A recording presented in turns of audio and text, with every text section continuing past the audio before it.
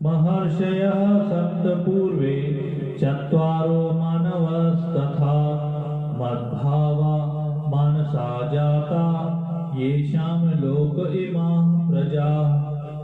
इसकी व्याख्या इस प्रकार है। पीछे के 2 श्लोकों में भगवान ने प्राणियों के भाव रूप से 20 विभूतियां बताई। अब इस श्लोक में व्यक्ति रूप से 25 विभूतियां बता रहे हैं, जो कि प्राणियों में विशेष प्रभाव वाली और जगत की कारण है। महर्षि सप्त, जो दीर्घ आयु वाले, मंत्रों को प्रकट करने वाले, ऐश्वर्यवान, दिव्य दृष्टि वाले, गुण विद्या आदि से व्रत धर्म का साक्षात करने वाले और गोत्रों के प्रवर्तक हैं, ऐसे 7 गुणों से युक्त ऋषि सप्तऋषि कहे जाते हैं।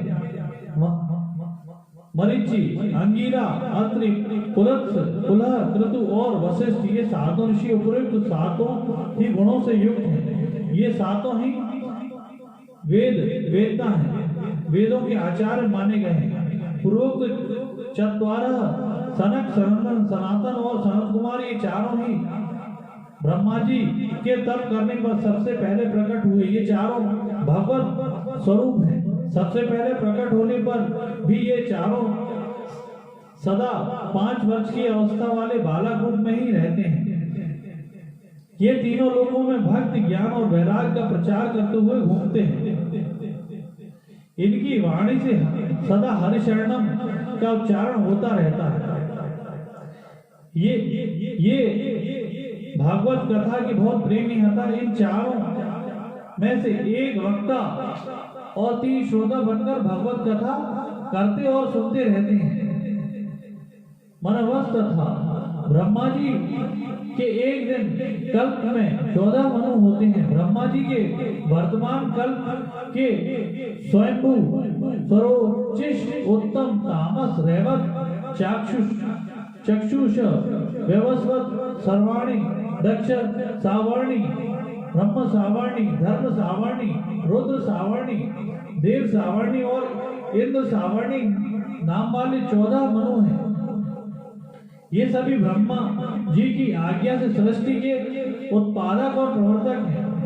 मानसा जाता, मात्र सृष्टि भगवान के संकल्प से पैदा होती है, परंतु यहाँ सप्तऋषि आदि को भगवान के मन से पैदा हुआ कहा है। इसका कारण है कि सृष्टि का विस्तार करने वाले होने से सृष्टि में इसकी प्रधानता है। दूसरा कारण यह है कि सभी ब्रह्मा जी के मन से अर्थात संकल्प से पैदा हुए हैं। स्वयं भगवान ही सृष्टि रचना के लिए ब्रह्मा रूप से प्रकट हुए हैं। अतः 7 महर्षि, 4 सनकादि और 14 मनु, इन 25 को ब्रह्मा जी के मानस पुत्र कहें तथा अथवा भगवान के मानस पुत्र कहें, एक ही बात है। मद भावा, ये सभी मेरे में ही भाव अर्थात श्रद्धा प्रेम रखने वाले हैं। ये शाम लोकमिमा प्रजा, संसार में 2 तरह की प्रजा है।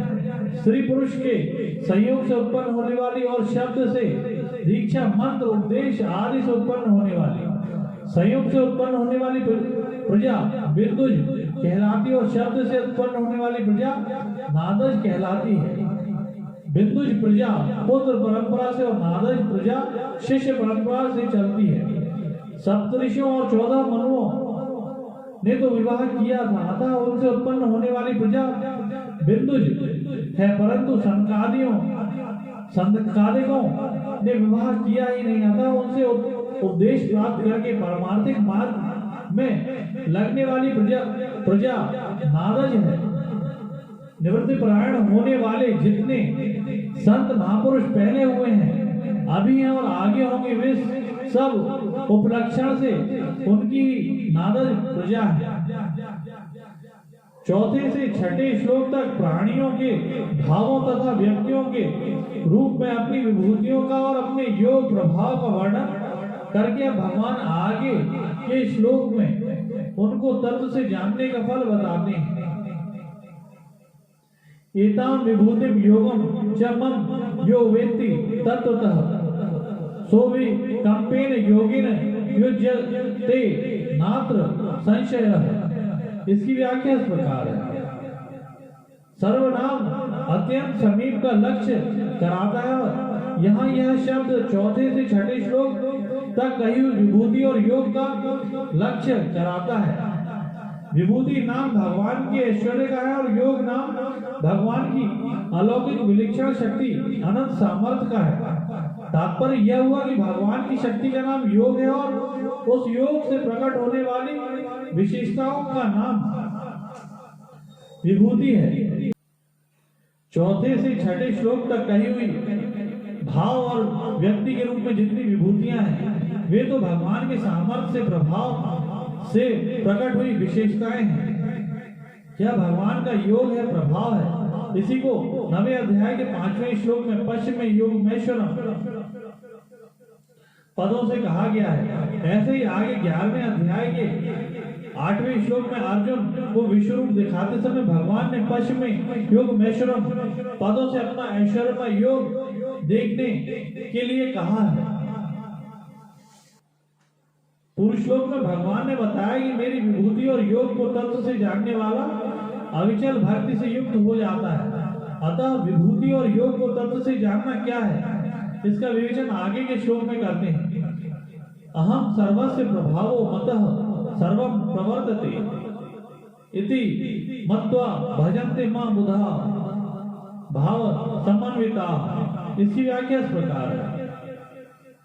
अहम सर्वस्य प्रभावः मानस नादज बिंदुज उद्दिज जयारुज अंडज स्वेदज अर्थात जड़ चेतन स्थावर जंगम यावन मात्र जितने प्राणी पैदा होते हैं उन सबकी उत्पत्ति के मूल में परमपिता परमेश्वर के रूप में मैं ही हूँ। यहाँ प्रभाव का तात्पर्य है कि मैं सबका अभिन्न निमित्तोपदान कारण हूँ अर्थात स्वयं में ही सृष्टि रूप से प्रकट हुआ हूँ।